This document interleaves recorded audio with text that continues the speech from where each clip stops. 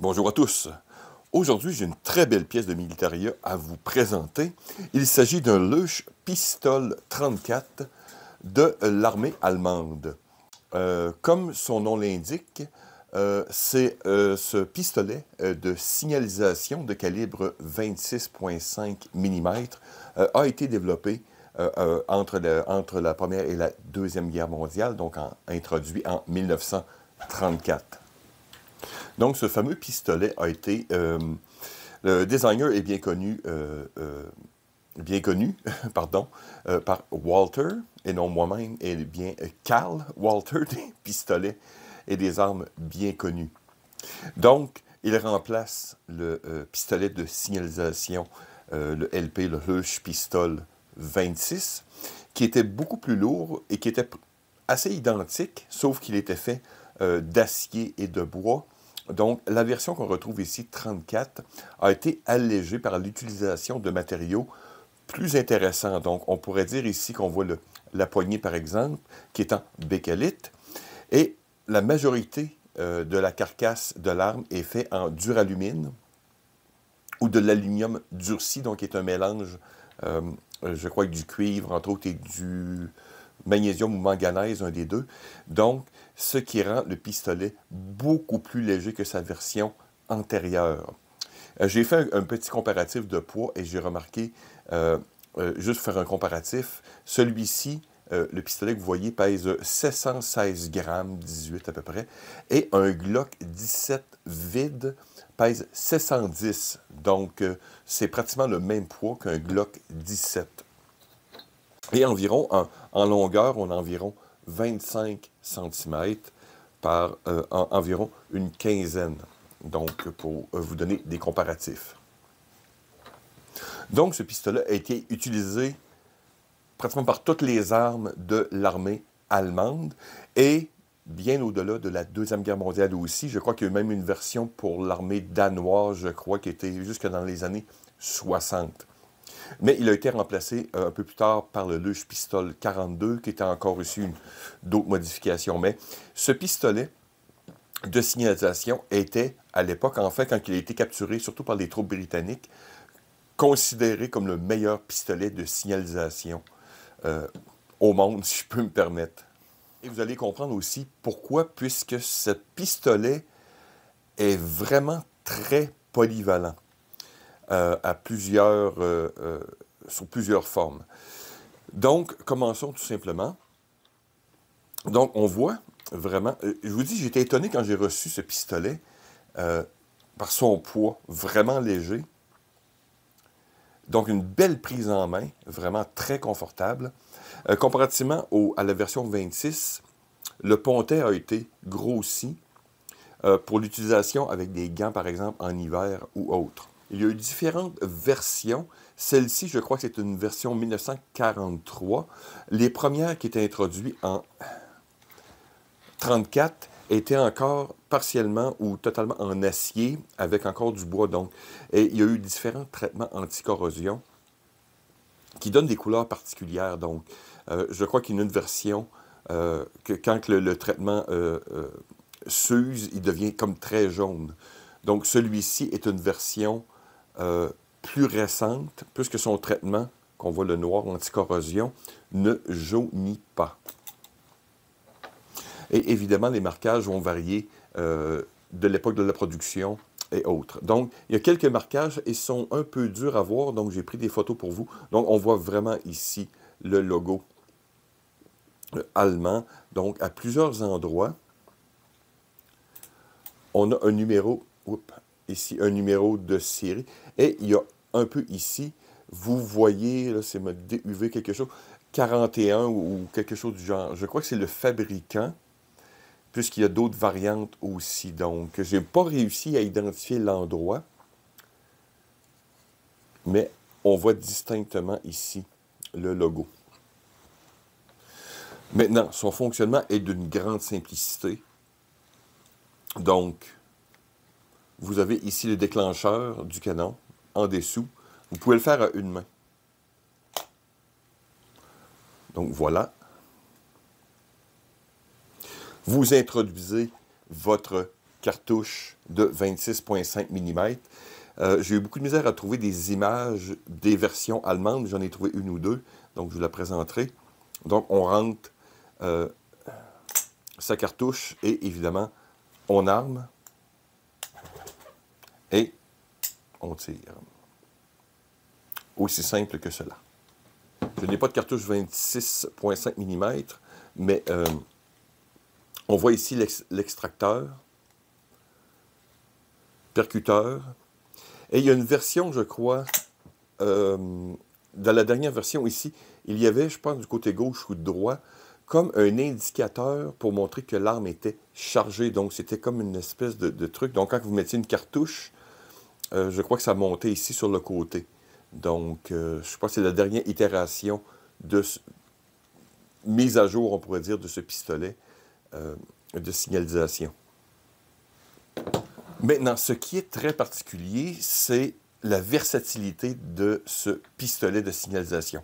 Un peu plus tard, durant la guerre, l'Allemagne, évidemment, cherchait toujours des moyens d'économiser, par exemple, et réutiliser certaines armes, dont celui-ci.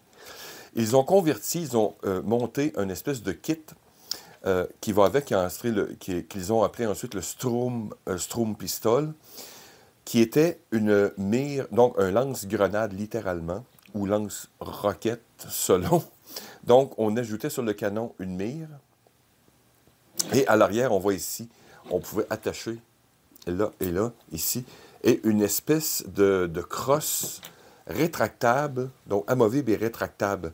Donc, ça créait un kit très compact. Donc, on pouvait replier la crosse et descendre la mire. Donc, ça créait vraiment un petit lance-roquette ou lance-grenade très compact qui semble avoir été utilisé de manière quand même assez efficace. Évidemment, ce kit de mise à jour lance-grenade est extrêmement rare. Je n'ai pas réussi à en trouver un. J'en ai vu dans les genres de musées, mais j'en ai pas trouvé un. Mais j'ai trouvé sur un ou deux sites d'impression 3D une version qu'on peut imprimer pour mettre avec son Lush Pistol. Donc, éventuellement, selon si ça donne, parce que je trouve vraiment que le kit qui va avec ça pour en faire une espèce de lance-grenade, c'est vraiment cool. Ça donne vraiment tout un look. Donc, peut-être si j'ai le temps éventuellement et l'argent pour le faire imprimer, je vais le faire, mais bon, entre-temps. C'est pour vous dire que ce kit est disponible en impression 3D. C'est la même chose aussi pour les accessoires. La poche de transport, les munitions elles-mêmes sont pratiquement introuvables. Les seuls vraiment 26,5 mm que je trouve souvent sur le marché du surplus, ce sont les versions tchécoslovaques, qui sont elles-mêmes de plus en plus rares. Voilà, donc il y avait une poche de transport.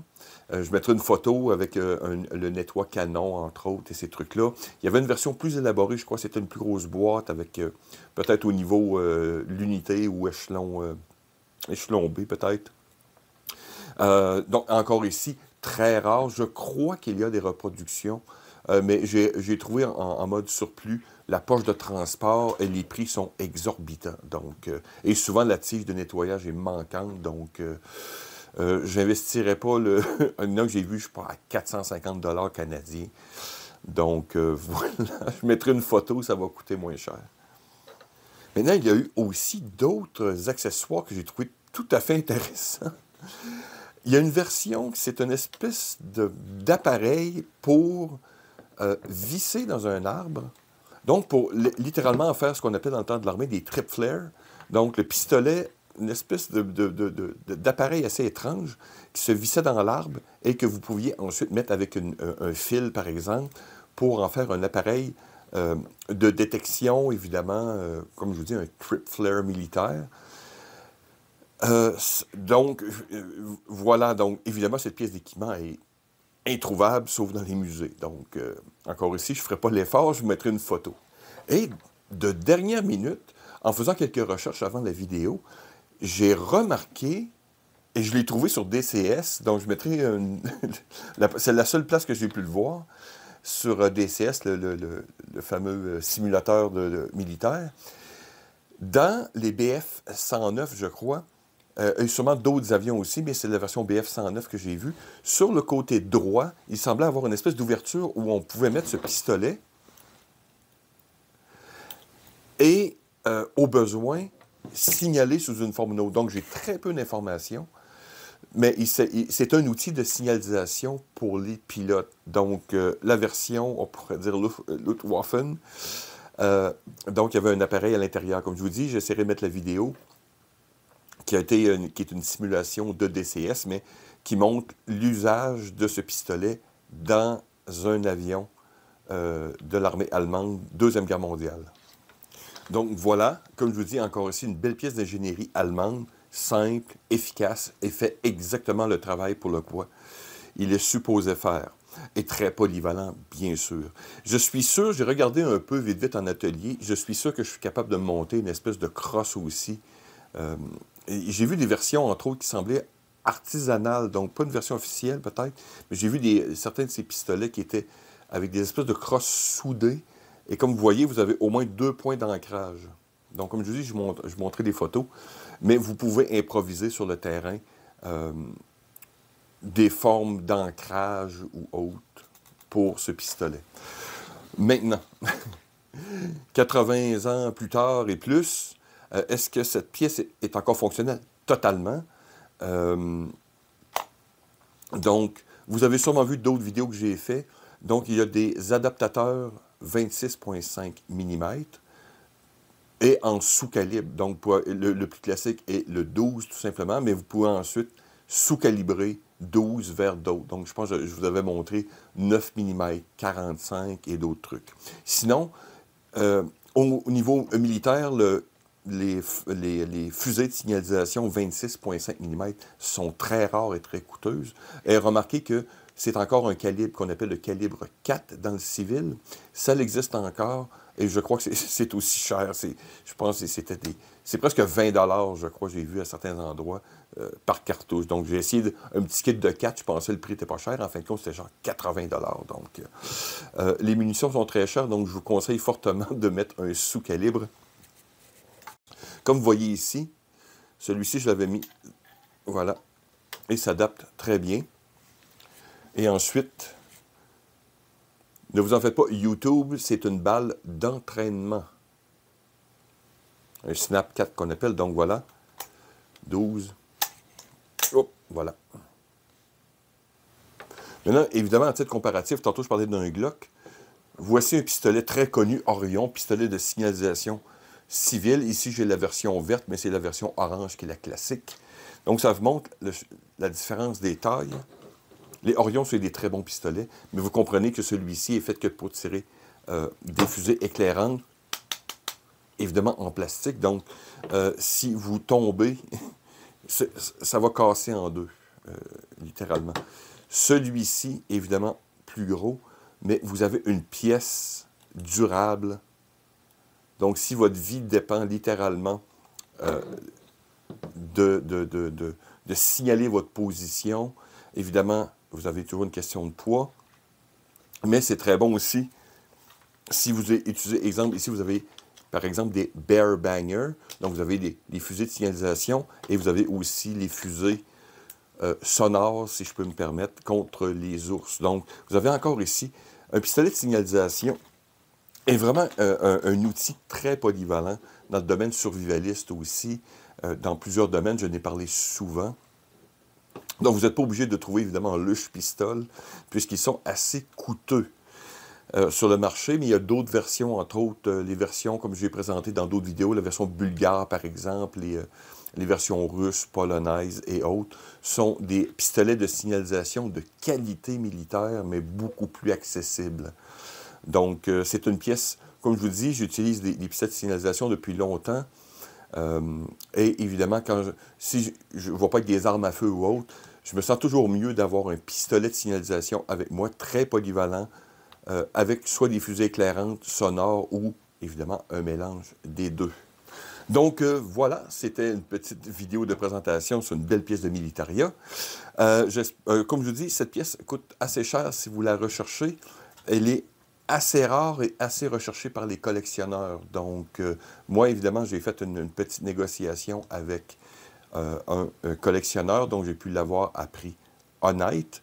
Mais sinon, comme je vous dis, les versions que j'ai vues, je n'ai pas vu un de ces pistolets en bas de 400 $ canadiens. Donc, ça tourne toujours autour de 400-500 environ. Donc, à moins que vous soyez très chanceux. Mais sinon, vous payez pour la qualité. Vous voyez vraiment, là, c'est très, très, très bien fait. Donc, voilà. J'espère que vous avez trouvé la petite vidéo intéressante. On se dit à la prochaine.